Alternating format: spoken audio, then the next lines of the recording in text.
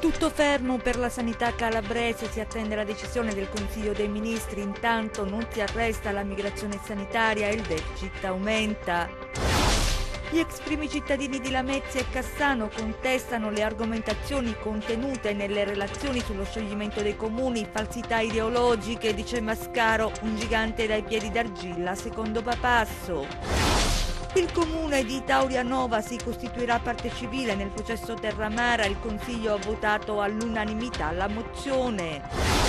Nuova intimidazione all'ex sindaco di Sinopoli Luppino, bruciate 14 piante secolari di ulivo in un terreno di sua proprietà.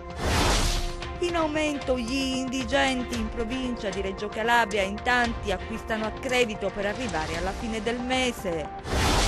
A Vibo presentata la stagione teatrale che, assicura il sindaco Costa, sarà ospitata per l'ultima volta in un cinema. Il Rende sbanca il Granillo, il Cosenza batte il Monopoli ed entra in zona playoff, sconfitta per il Catanzaro.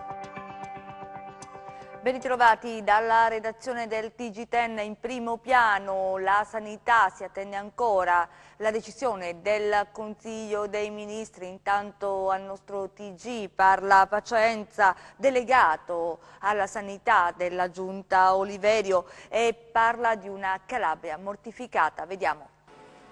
La sanità, dove eravamo rimasti? Al braccio di ferro, agli incontri, alla promessa di fare ferro e fuoco. Il risultato? Bocce ferme, nel senso che non si è mosso nulla. Adesso il rischio concreto è che il cerino rimanga nelle mani di Oliverio, anche se il fido Pacienza non concorda con questa tesi.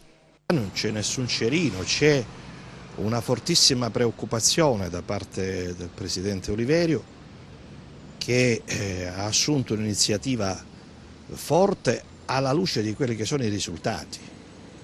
Cioè, qui il punto vero e drammatico è che dopo 8 anni di piano di rientro e 7 anni di commissariamento, che dovevano essere gli anni, diciamo, della ricostruzione della sanità calabrese, che dovevano essere gli anni della riorganizzazione, del risanamento economico, dell'efficientamento anche rispetto a, diciamo, poca inefficienza, opacità che c'era e c'è nel sistema sanitario calabrese. Tutto questo non è avvenuto. Quindi il Presidente Oliverio, anche per una responsabilità che l'ha sempre contraddistinto nella sua esperienza politica e amministrativa, non ha aperto, come dire, una discussione di potere come taluni tentano di rappresentarlo, ma ha manifestato, diciamo, anche qui ha usato una terminologia adeguata, con fortissima sofferenza. E di tutto questo il governo non può girarsi dall'altra parte. Sì, il comparto annaspa, nonostante le parole rassicuranti della ministra, che nell'esaltare il lavoro del commissario ha parlato di LEA migliorati e 2000 assunzioni fatte. È verità? Basterebbe farsi un giro nei servizi calabresi e ascoltare i calabresi. Mi pare sia il termometro migliore e anche quello più genuino.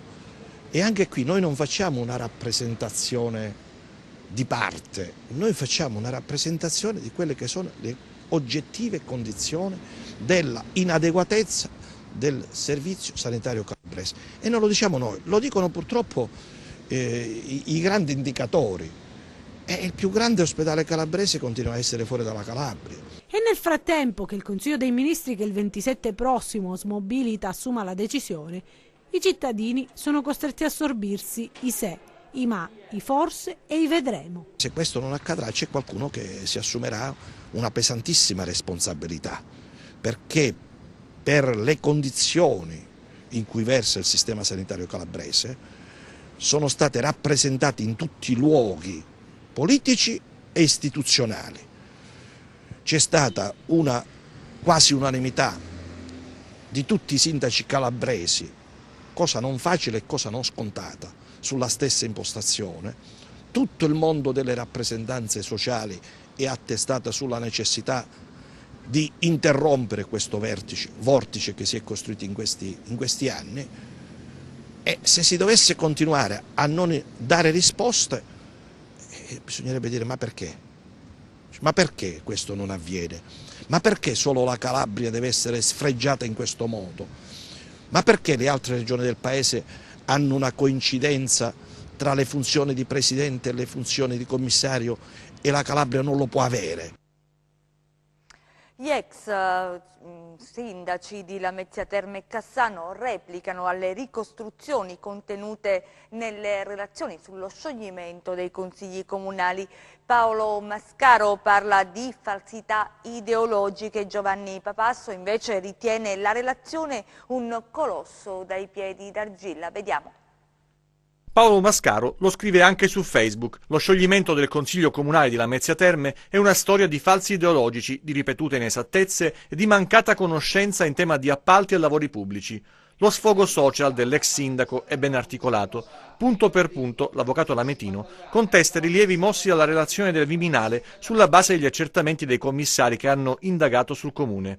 La relazione ispettiva redatta dalla commissione di accesso afferma che il sottoscritto, nell'ambito del processo Perseo, sarebbe stato per la quasi totalità del secondo grado difensore di fiducia di 3 imputati e, contemporaneamente, rappresentante legale del comune, che era costituito parte civile.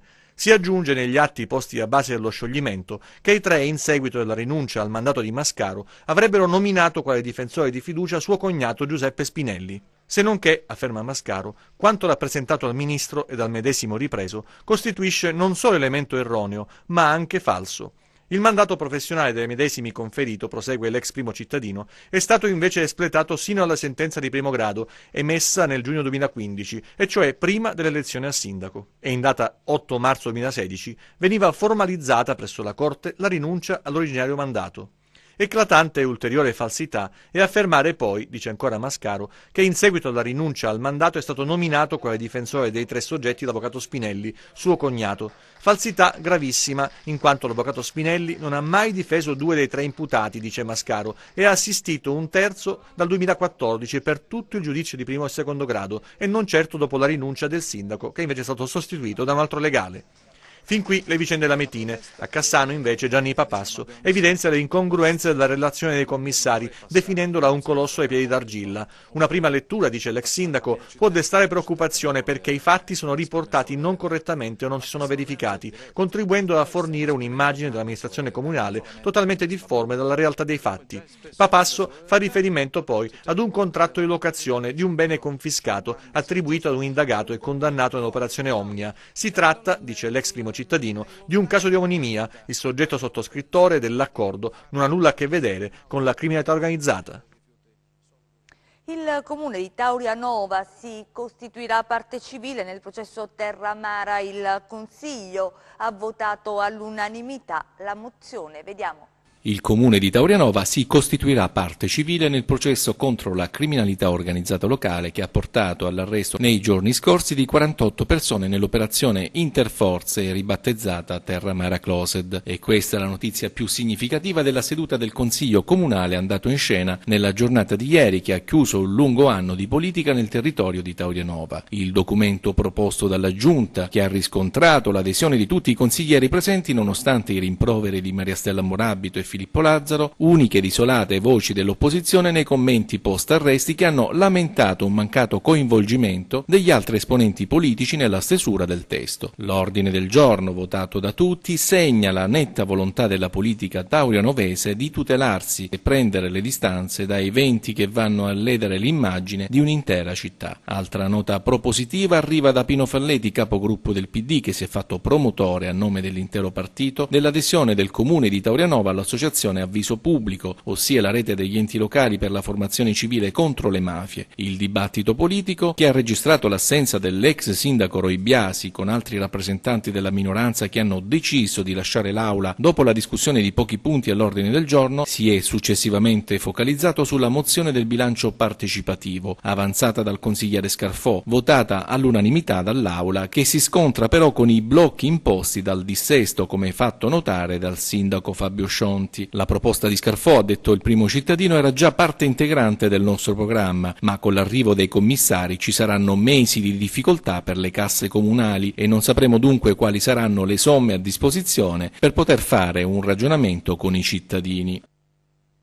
Nuova intimidazione all'ex sindaco di Sinopoli, bruciate 14 piante secolari di ulivo in un terreno di sua proprietà. Vediamo. Ancora un'intimidazione pesante dell''ndrangheta contro un ex sindaco che ha scelto da che parte stare, la legalità e lo Stato, ma anche un amaro sfogo perché Domenico Luppino, ex sindaco di Sinopoli, testimone di giustizia, non ci sta più dopo l'ultima prepotenza delle cosche. Ignoti come sempre hanno infatti dato alle fiamme 14 alberi secolari di ulivo all'interno di una sua proprietà. Il piano dei criminali attentatori è riuscito a metà però, infatti altre 14 hanno resistito alle fiamme. Per Luppino, che ha denunciato l'accaduto ai carabinieri, si tratta dell'ennesima intimidazione. In passato, tra l'altro, ha anche subito, oltre a diversi incendi nelle sue proprietà, anche un'esplosione nella cappella di famiglia. Alla stampa, Luppino ha detto che se dicessi che il gesto delittuoso mi lascia sorpreso, mentirei spudoratamente. Sono a quota 300 episodi intimidatori a mio danno. Se invece dicessi che la situazione in cui vivo mi preoccupa oltremodo, direi esattamente ciò che penso. L'idea che mi sono fatto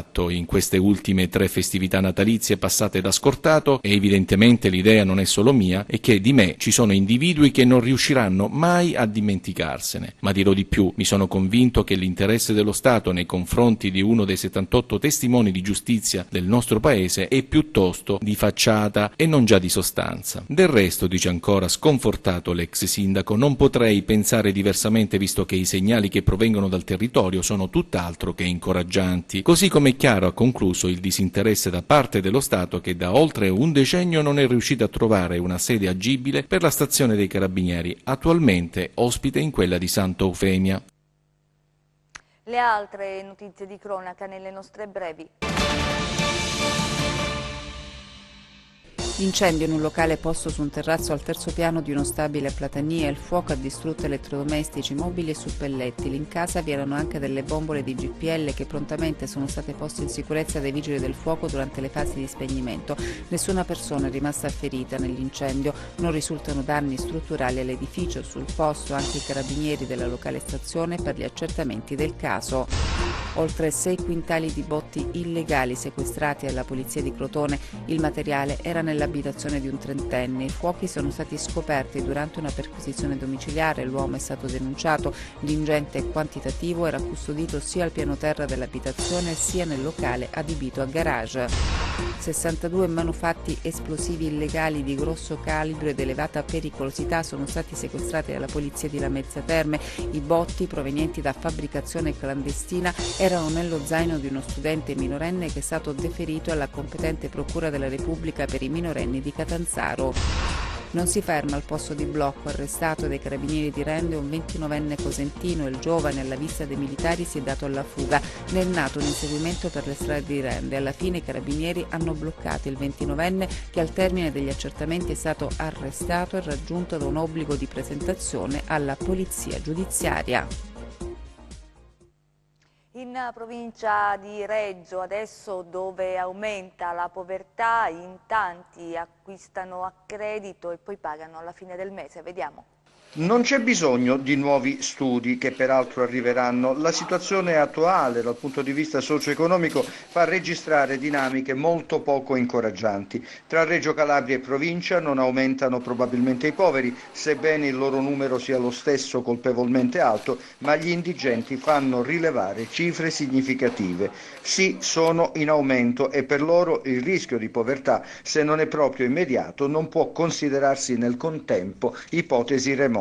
Insomma, c'è da stare sul chi vive. Accade che in molti negozi di alimentari sia stata ripristinata quella che in tempo di guerra e in dialetto si chiamava la libretta. Il sistema è semplice, si acquista a credito durante il mese e all'arrivo degli stipendi o della pensione si salda. Naturalmente il saldo differisce a seconda delle situazioni. E poi ci sono i disoccupati o coloro che pur lavorando guadagnano molto poco. I casi sono tanti nella Locride. La speranza, lo sappiamo, è la pensione di nonni o genitori, quando lo stesso però non sia minima, se no sono dolori. Pensate, un dato statistico e anche di cronaca. L'altra sera all'ufficio Caritas di Locri erano oberati di lavoro per gestire problemi ed esigenze tra loro diversissimi. Drammi, autentici drammi che spingono più di una persona ad industriarsi. Accade, e ci sono casi accertati, che ci si decida di lasciare la propria città o cittadina nella quale si è vissuta una vita intera per scegliere una casa in affitto in montagna, affitti ovviamente più che sopportabili. Una soluzione, certo, ed è anche vero che chi si accontenta gode, ma sarà questa la felicità? Cambiamo decisamente argomento. A Vibo per la presentazione della stagione teatrale, vediamo. Convinto che il 2018 porterà con sé l'atteso teatro, il sindaco Elio Costa assicura che la stagione presentata sarà l'ultima che si terrà in un cinema. Sì, perché anche quest'anno sarà il Moderno ad ospitare la stagione teatrale alla quale, fedele alla tradizione, Vibo Valentia non ha rinunciato, nella convinzione che il riscatto di una città passa attraverso la cultura. Noi attraversiamo dei momenti di difficoltà estrema dal punto di vista economico, quindi noi abbiamo dovuto ricercare ed impegnare la somma che era necessaria per poter avviare questa attività teatrale, ma abbiamo ritenuto che si trattasse di un sacrificio importante per la città, proprio perché il momento culturale per la nostra città ha un valore incredibilmente importante, per la semplice considerazione che forse attraverso la rivalutazione del momento culturale forse si incomincerà anche a rivalutare l'amore verso la nostra città.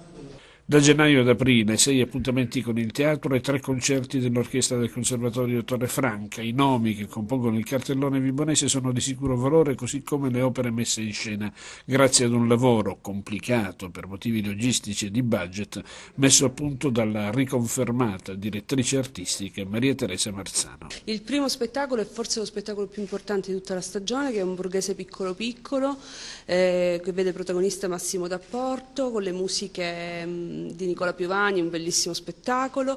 Continuiamo con Il più brutto weekend della nostra vita, con Maurizio Micheli, che fa anche la regia dello spettacolo. E adesso a Cosenza, perché il sindaco Mario Chiuto, come da tradizione, ha voluto incontrare i dipendenti comunali per gli auguri di Natale. Vediamo.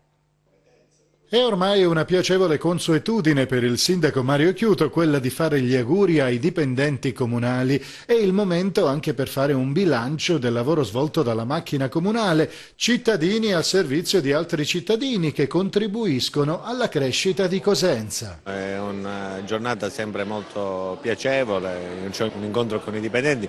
Adesso con il blocco del turnover i dipendenti sono ridotti di moltissimo, ma svolgono un lavoro importante per la città, che poi voglio dire è anche alcune volte usurante perché hanno a che fare con gli sportelli, quindi li ho ringraziato i dirigenti, lo staff, i miei collaboratori, gli assessori, la giunta, tutti quelli che ci aiutano a svolgere questi servizi che stiamo cercando ogni anno di migliorare. I dipendenti sono cittadini al servizio di altri cittadini, certamente il carico di lavoro è moltissimo, noi abbiamo aumentato di tantissimo le attività, le opere, quindi c'è un carico enorme, diciamo, di lavoro e i dipendenti sono sempre di meno. Ci dicono di non fare troppo, tant'è che mi incontrano le persone e dicono: ma sindaco, stai facendo troppe cose, stai inaugurando troppe piazze, fai troppi nuovi lavori, nuove attività. Noi non possiamo fermarci, dico. Anzi, il mio cruccio è quello di vedere che in questa città servono sempre più cose da fare, perché le persone hanno bisogno di lavoro, hanno bisogno di opportunità, bisogna creare una città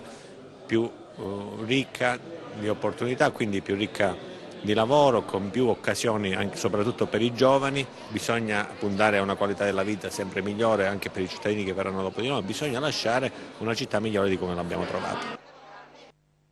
Ora gli auguri del Presidente della Regione Oliverio ai calabresi.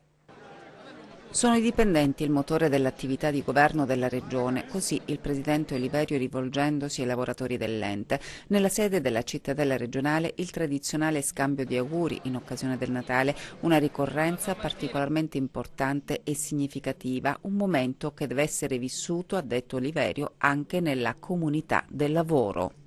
Il Natale quindi dobbiamo viverlo come un'occasione di riflessione perché siano rinnovati e rinverditi i rapporti nella comunità del lavoro, non solo nella comunità della famiglia e nella comunità della dimensione nella quale si vive. Io credo che è di fondamentale importanza questo e credo che noi dobbiamo lavorare, ci ritorneremo su questo, per rinverdire l'orgoglio dell'appartenenza nella comunità del lavoro, che in questo caso è la comunità del lavoro della regione. Auguri di vero cuore, so che ognuno di voi è animato da spirito positivo ed è portatore di valori positivi e sono sicuro che da questa riflessione voi darete un contributo importante perché l'anno che avremo davanti possa essere un anno capace di fare rinverdire la funzione della comunità del lavoro della regione. Tanti auguri a voi e alle vostre famiglie di buon Natale e di buon anno. E chiudiamo questa pagina prenatalizia con gli auguri del sindaco di Rende, Manna. Vediamo. Clima di festa a Rende durante la giornata dedicata agli auguri di Natale, brindisi tradizionale e la buona notizia per i dipendenti data dal sindaco Marcello Manna.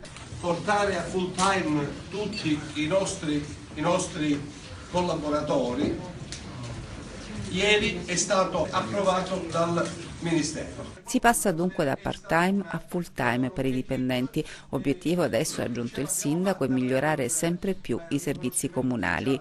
Poi un passaggio anche sulla Rende Servizi. Stiamo lavorando anche perché l'altro settore altrettanto importante del comune di Rende e che è la Rende Servizi raggiunga gli stessi obiettivi. Mi auguro che da qui a qualche mese riusciamo a portare una buona notizia anche a loro, in modo tale che vediamo di rimodulare tutto quello che c'è da rimodulare.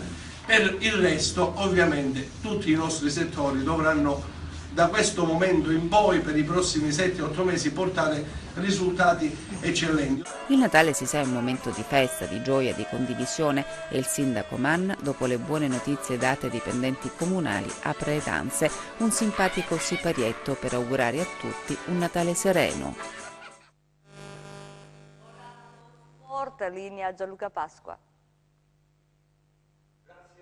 Non sarà invece un Natale serenissimo per il Crotone che non riesce a limitare la Lazio, 4-0 il risultato all'Olimpico. In Serie C invece c'era il derby fra Reggina e Rende, vediamo le immagini da un Granillo spelacchiato come anche il San Vito Marula, visto che questo termine si utilizza molto, la Reggina che parte con questo calcio di punizione, poi però subisce il gol di Actis Goretta, non riesce a rilanciare la difesa Amaranto, Actis Goretta si inserisce e batte Cucchietti. È un colpo che fa male alla Reggina che subisce poi dopo 8 minuti il 2-0, rivediamo il tentativo della difesa Amaranto di liberare, ma Actis Goretta è più lesto e batte Cucchietti. Poi ancora un lancio di Laribi che riesce a liberare Rossini, grazie ancora una volta all'indecisione della difesa Amaranto, davvero in bambola quest'oggi al Granillo la retroguardia di mister Maurizi, e poi dopo la replica da parte della Reggina che ha provato a rientrare in gara arriva un calcio di punizione spettacolare da parte di Laribi, lo vedremo tra pochissimo, eccolo qui, che toglie il ragnatele dalla porta di Cucchietti e trova il 3-0, fra l'altro 28 punti il bottino del Rende di Trocini in campionato.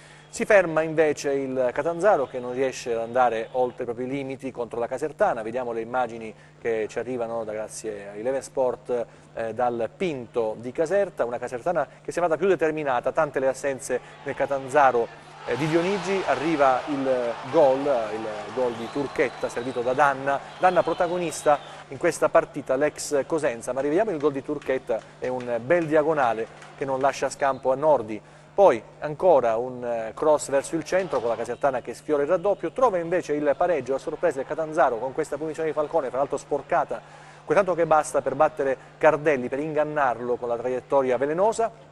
1-1 al 44esimo e 50 secondi, dunque proprio in extremis nel primo tempo, poi però arriva un gol annullato dal Fageme per fuori gioco, con la Casertana che aveva trovato già il sorpasso, ma non è d'accordo l'arbitro con la terna arbitrale. Rivediamo il cross che trova una millimetrica posizione di fuorigioco comunque decisiva, e poi però il gol arriva lo stesso perché fa un buon lavoro Turchetta, arriva questa bella conclusione, viene agganciato il giocatore della Casertana Danna, che poi va a terra, e allora ci sarà calcio di rigore, batte Turchetta, Nordi riesce ad intuire, ma arriva ancora Danna, davvero protagonista in questa fase per la Casertana, per il gol del 2-1. Ha chiuso il pomeriggio sotto i riflettori del San Vito Marulla il Cosenza, che ha chiuso in bellezza, ha iniziato il girone di ritorno con una vittoria, la terza consecutiva. Andiamo subito a vedere lo striscione intanto per le pigotte dell'Unicef, questa bella iniziativa di Unicef Serie C che il Cosenza ha sposato in pieno. Cosenza che parte sparato ma non riesce a bucare la difesa della squadra pugliese, che addirittura punge in contropiede. Poi nel secondo tempo cresce il Cosenza, dei cambi azzeccati da parte di Braglia, con Bruccini e Tutino che salgono in cattedra. Calamai una bella occasione, Tutino trova il gol su assist di Dorazio con un bel colpo di testa, e poi la conclusione della distanza siderale di Bruccini che chiude il match sul 2-0 con il Cosenza che sale a quota 26, stacca il Monopoli, sorpassa il Catanzaro, Regina che resta ferma a quota 18. A te, Rosalba. Sì, c'è il tempo per il meteo, vediamo.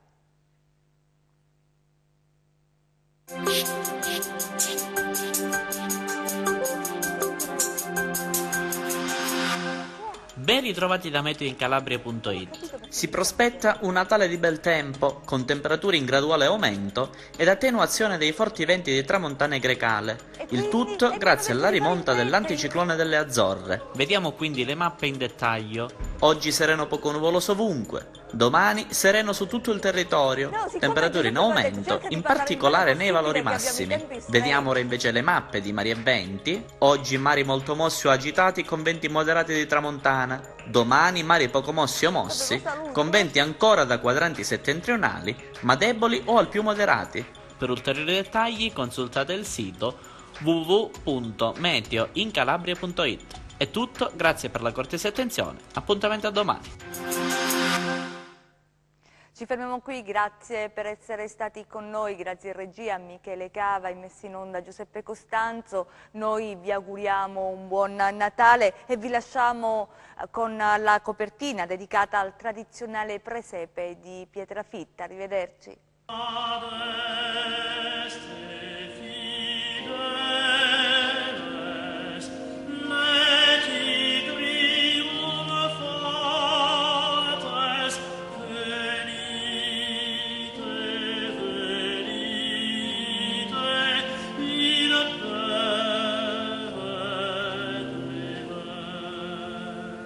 Ci troviamo a Pietrafitta, nel storico convento di Sant'Antonio, che è stata la sede dei frati francescani minori per 4 secoli. Avete potuto ammirare il presepe, che è stato realizzato dagli amici, giovani amici del presepe di Pietrafitta, che sono qua presenti, alcuni di loro. Si ci sono dedicati con molto amore per conservare questa tradizione bellissima, culturale e cristiana della nostra terra.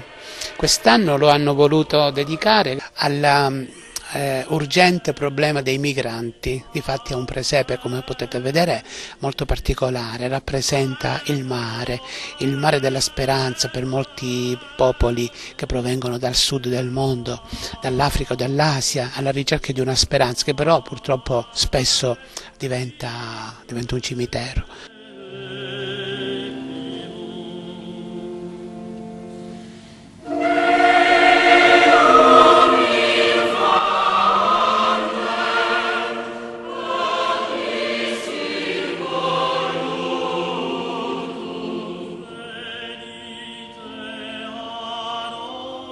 Il presepe, che è il simbolo della incarnazione di Dio in mezzo ai poveri, nell'umanità, è segno di speranza anche per loro, soprattutto per gli ultimi, per i poveri, per i popoli che sono nella tribolazione e nella guerra. Ci auguriamo che sia un segno di speranza questo Natale per un mondo migliore, un futuro nuovo.